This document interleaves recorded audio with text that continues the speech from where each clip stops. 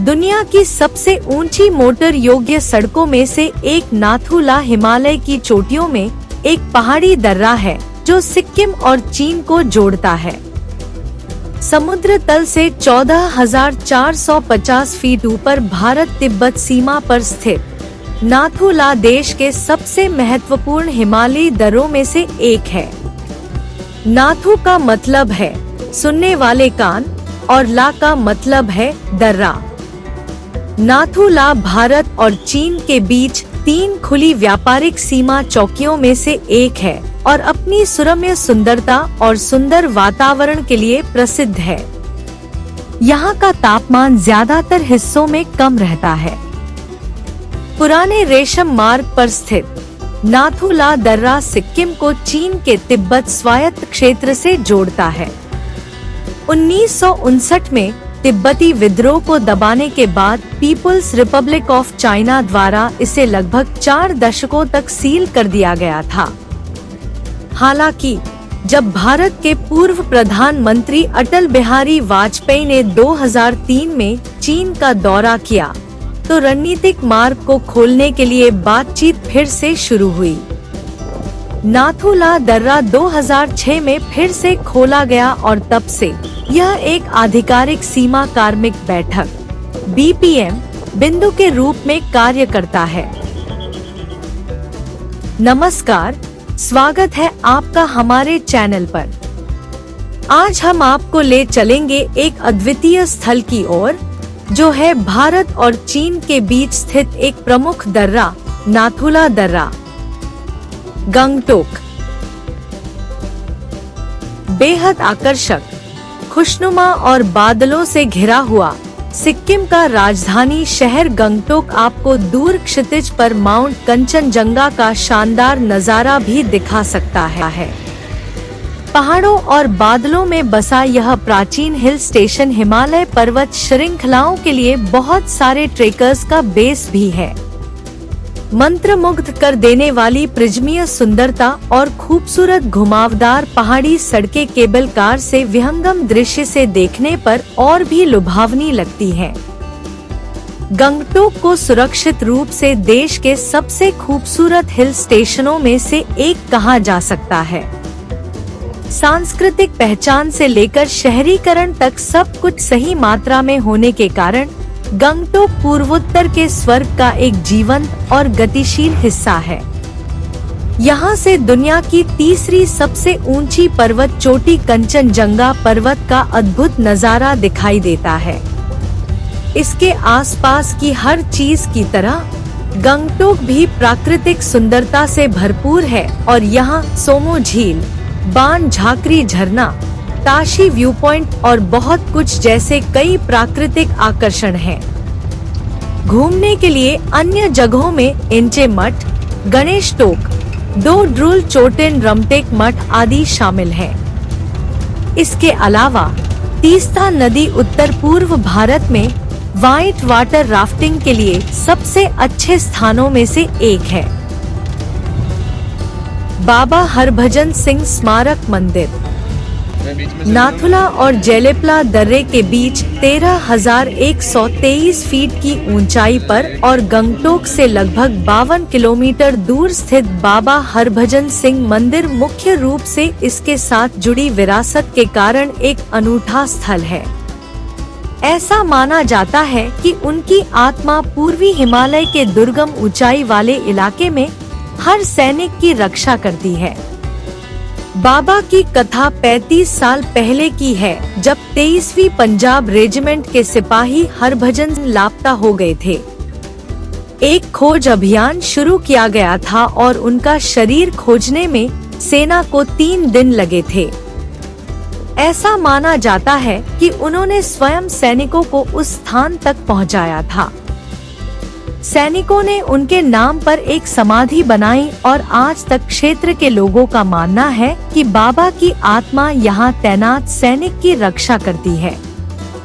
भारतीय सेना ने बाबा को एक ऐसे सैनिक के रूप में माना जो कभी नहीं मरा और उन्हें दिसंबर 2016 में पूरे सम्मान के साथ सेवानिवृत्त कर दिया गया। कुपुक झील 13,000 फीट की ऊंचाई पर स्थित कुपुप झील एक अद्भुत सुंदर और शांत वातावरण के बीच सिक्किम की सबसे पवित्र झीलों में से एक है। अपने आकार के कारण इसे हाथी झील के रूप में भी जाना जाता है। कुपुप झील हर यात्री के लिए एक खुशी है। जनवरी से मई तक सर्दियों में झील पूरी तरह से जमी रहती है। इसके बाद जैसे ही यह पिघलना शुरू होती है, इसका क्रिस्टल साफ पानी बदलते मौसम के अनुसार रंग बदलता है और इसके पास खूबसूरत फूल और ऑर्किड खिलते हैं, जिससे यह दृश्य वास्तव में स्वर्गीय हो जाता है।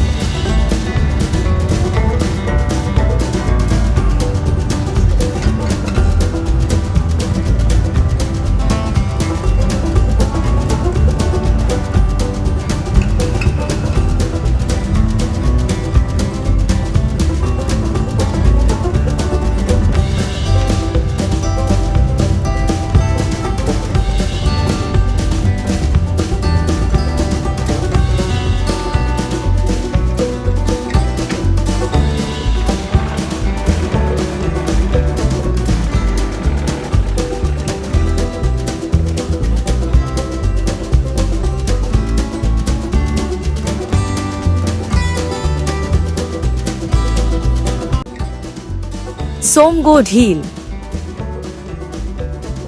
सिक्किम में सबसे अधिक देखी जाने वाली झील पूर्वी सिक्किम में सोमगो झील है।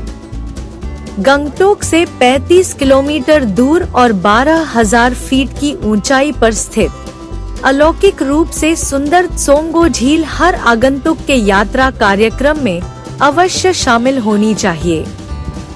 खड़ी और उबड़-खाबड़ पहाड़ी इलाके में स्थित झील शुरुआती सर्दियों से देर वसंत तक बर्फ की चादर से ढकी रहती है। कई किंवदंतियों और मिथकों से जुड़े सोमगो को सिक्किम के लोगों द्वारा एक पवित्र झील के रूप में सम्मानित किया जाता है। झील स्थल पर रंग बिरंगे सजे हुए याक और खच्चरों की सवारी की जाती है, जहां नाश्ते और पेय पदार्थ परोसने वाले कई खाने पीने के स्टॉल भी हैं। स्नोबूट्स और गमबूट्स यहाँ किराए पर लिए जा सकते हैं। झील छुट्टियों की तस्वीर के लिए एकदम सही पृष्ठभूमि भी प्रदान करती है। हनुमान टोक स्थानीय भाषा में टोक का मतलब मंदिर होता है, इसलिए हनुमान टोक का मतलब हनुमान का मंदिर है। अपने धार्मिक और पौराणिक महत्व से ज्यादा मंदिर का स्थान इसे एक खूबसूरत और जरूर देखने लायक जगह बनाता है। मंदिर एक चोटी पर स्थित है और सीढ़ियां उस तक जाती हैं। यह जगह शांत और हरी भरी घाटी से घिरी हुई है। गंगटोक से टैक्सी आसानी से मिल जाती है, जो हनुमान टोक से लगभग 11 किलोमीटर दूर है।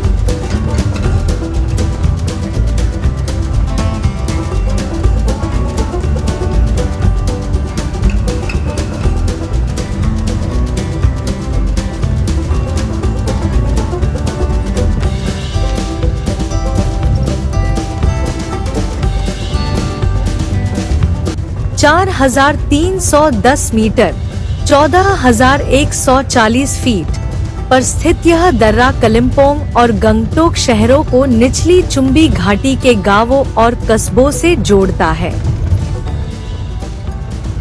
इस दर्रे का सर्वेक्षण 1873 में J.W. एडगर ने किया था, जिन्होंने बताया कि इस दर्रे का इस्तेमाल तिब्बतियों द्वारा व्यापार के लिए किया जाता था।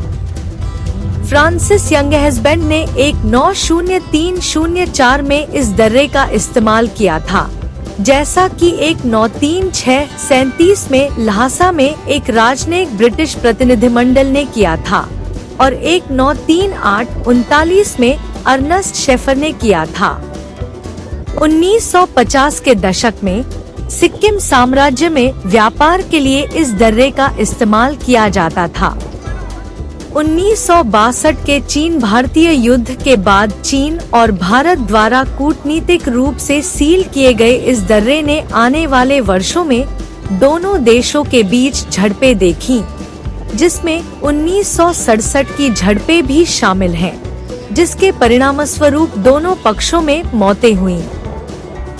नाथू ला की तुलना अक्सर जेले प्ला से की जाती है, जो 3 मील 4.8 किलोमीटर की दूरी पर स्थित एक पहाड़ी दर्रा है। अगले कुछ दशकों में संबंधों में सुधार देखा गया, जिसके परिणामस्वरूप 2006 में नाथू ला को फिर से खोल दिया गया। दर्रे के खुलने से माउंट कैलाश और मानसरोवर झील की तीर्थ यात्रा के लिए एक वैकल्पिक मार्ग उपलब्ध हो गया और उम्मीद थी कि इससे बढ़ते चीन भारतीय व्यापार में महत्वपूर्ण भूमिका निभाकर क्षेत्र की अर्थव्यवस्था को बढ़ावा मिलेगा। हालांकि जबकि व्यापार का शुद्ध सकारात्मक प्रभाव पड़ा है, इसने कम प्रदर्शन किया है और यह विशिष्ट प्रकार के सामानों और सप्ताह के विशिष्ट दिनों तक ही सीमित है। भारी बर्फबारी सहित मौसम की स्थिति सीमा व्यापार को लगभग 7 से 8 महीने तक सीमित रखती है। दर्रे तक पहुंचने के लिए दोनों तरफ से सड़कें बेहतर की गई हैं। रेल मार्ग को और नजदीक लाया गया है। यह दक्षिण पूर्व सिक्किम में घरेलू पर्यटक सर्किट का हिस्सा है। नाथू ला में तैनात दोनों पक्षों के सैनिक पूरी चीन भारत सीमा पर सबसे नजदीकी जगहों में से एक है। यह दोनों देशों की सेनाओं के बीच 5 सीमा कार्मिक बैठक बिंदुओं में से एक है। 2020 के सीमा तनाव और कोरोना वायरस महामारी ने दर्रे के पार पर्यटन और आवाजाही को प्रभावित किया है। नाम और अर्थ। नाथू ला नाम की व्याख्या पारंपरिक रूप से सीटी बजाने वाले दर्रे के रूप में की जाती है या अधिक सामान्यतः सुनने वाले कान दर्रे के रूप में। चीनी सरकार इसे एक ऐसी जगह के रूप में समझाती है जहां बर्फ सबसे गहरी होती है और हवा सबसे तेज होती है। जीएस वाजपेयी के अनुसार इसका अर्थ है समतल भूमि जहां से पहाड़ी विशेषताएं धीरे धीरे दाईं और बाईं ओर बढ़ती हैं। लेप्चा लोग जो इस क्षेत्र के मूल निवासी हैं, इसे माथो हलो नाथोलो कहते हैं, जो संभवतः शब्द के वर्तमान उपयोग के लिए विकसित हुआ हो सकता है। 2003 में चीन भारत संबंधों में आई नरमी के साथ भारतीय प्रधानमंत्री अटल बिहारी वाजपेयी की चीन यात्रा ने सीमा खोलने पर वार्ता को फिर से शुरू किया।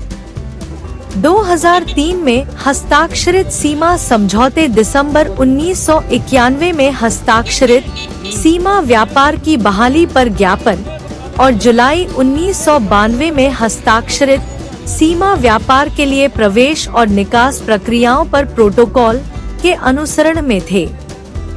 2003 के सीमा व्यापार के विस्तार पर ज्ञापन ने 1991 और 1992 के समझौतों के प्रावधानों को नाथू ला पर लागू और विस्तारित किया।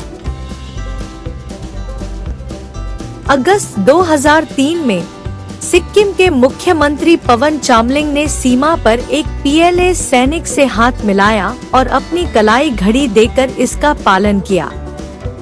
बदले में PLA सैनिक ने मुख्यमंत्री को सिगरेट का एक पैकेट दिया। इसने नाथू-ला में व्यापार की वापसी का संकेत दिया। औपचारिक उद्घाटन 2004 के मध्य से 2006 के मध्य के बीच कई बार स्थगित किया गया था। आखिरकार दशकों तक सील रहने के बाद नाथू-ला को आधिकारिक तौर पर 6 जुलाई 2006 को खोल दिया गया, जो उस समय चीन और भारत के बीच 3 खुली व्यापारिक सीमा चौकियों में से एक बन गया। अन्य 2 शिप्की ला और लिपुलेख दर्रा थे। फिर से खोलना, जो क्रमशः तिब्बत और सिक्किम को किसी भी देश के हिस्से के रूप में औपचारिक मान्यता के संबंध में चीन और भारत द्वारा कई राजनीतिक कदमों का एक हिस्सा था। दर्रे के खुलने पर भारतीय पक्ष में एक समारोह आयोजित किया गया, जिसमें दोनों देशों के अधिकारियों ने भाग लिया। प्रत्येक पक्ष के 100 व्यापारियों के प्रतिनिधिमंडल ने संबंधित व्यापारिक शहरों में सीमा पार की। भारी बारिश और सर्द हवाओं के बावजूद समारोह में कई अधिकारियों, स्थानीय लोगों और अंतर्राष्ट्रीय और स्थानीय मीडिया की उपस्थिति रही। भारत और चीन के बीच कांटेदार तार की बाड़ को 10 मीटर 30 फीट चौड़ी पत्थर की दीवार वाले मार्ग से बदल दिया गया। 2006 को चीन भारतीय मैत्री के वर्ष के रूप में भी चिन्हित किया गया था। यह माना गया है कि दोनों पक्षों पर दर्रे को खोलने के कारणों में आर्थिक और रणनीतिक कारण शामिल थे, जिसमें सीमावर्ती क्षेत्रों को स्थिर करना भी शामिल था। दर्रे को फिर से खोलने के इर्द गिर्द की कहानी ने सीमा व्यापार, प्राचीन सिल्क रोड और 2 सभ्यताओं के बीच प्राचीन संबंधों पर प्रकाश डाला। मानव विज्ञानी टीना हैरिस बताती हैं कि यह राज्य आधारित कथा क्षेत्रीय कथा से अलग है। जबकि रेशम व्यापार की जाने वाली वस्तुओं में से एक था, इस क्षेत्र में ऊन का बहुत बड़ा व्यापार होता था। एक व्यापारी ने हैरिस से कहा कि मार्ग को ऊन मार्ग कहा जाना चाहिए था। हैरिस बताते हैं कि नाथू-ला की यह कहानी समकालीन वैश्विक प्रवचन पर प्रकाश डालती है, एक वैश्वीकृत और परस्पर जुड़े एशिया की दुनिया में अपनी जगह पाना, जिसका सिक्किम और चुम्बी घाटी एक हिस्सा थे। इस क्षेत्र में कोई स्थायी मानव बस्तियां नहीं है, हालांकि इसमें बड़ी संख्या में रक्षा कार्मिक हैं, जो दोनों तरफ की सीमाओं की रखवाली करते हैं। इस क्षेत्र में खानाबदोश तिब्बती चरवाहों या डोकपा की एक छोटी संख्या या भेड़ और पश्मीना प्रकार की बकरियों को पालती है। भूमि पर घरेलू और जंगली शाकाहारी जानवरों के कारण चराई का दबाव बहुत अधिक रहा है। इन भागों में याक पाए जाते हैं और कई बस्तियों में वे बोझा ढोने वाले जानवर के रूप में काम करते हैं। नाथू-ला के आसपास के क्षेत्र में कई लुप्तप्राय प्रजातियां हैं, जिनमें तिब्बती गजेल, हिम तेंदुआ, तिब्बती भेड़िया, तिब्बती स्नोकॉक, लैमर्जियर, रेवेन, गोल्डन ईगल और रूडी शेल्डक शामिल हैं। इस क्षेत्र में जंगली कुत्तों को एक बड़ा खतरा माना जाता है। क्षेत्र में बारूदी सुरंगों की उपस्थिति याक, नयन, कियांग और तिब्बती भेड़ियों के बीच हताहतों का कारण बनती है।